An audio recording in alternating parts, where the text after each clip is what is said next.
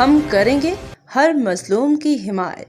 السلام علیکم ناظرین، میں ہوں حورین فاطمہ اور آپ دیکھ رہے ہیں حمایتی نیوز HD چینل۔ نظر ڈالتے ہیں آج کی اہم خبر پر۔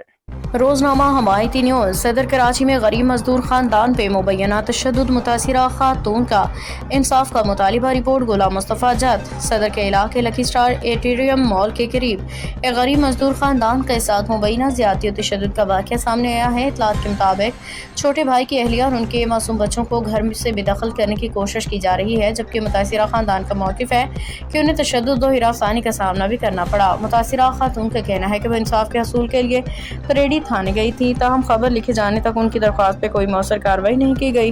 ان کے مطابق اس صورتحال کے باعث معصوم بچے شدید مشکلات سے دوچار ہیں۔ متاثرہ خاندان نے اعلیٰ پولیس حکام، انسانی حقوق کی تنظیم اور متعلقہ اداروں سے اپیل کی ہے کہ معاملے کا فوری نوٹس لے کے شفاف تحقیقات کرائی جائیں، قانون کے مطابق انصاف فراہم کیا جائے۔ واضح ہے کہ اس خبر میں بیان کردہ الزامات متاثرہ خاندان کے مواقف پہ مبنی ہیں اور تاحال ضابطۂ تصدیق یا تردید سامنے نہیں آئی۔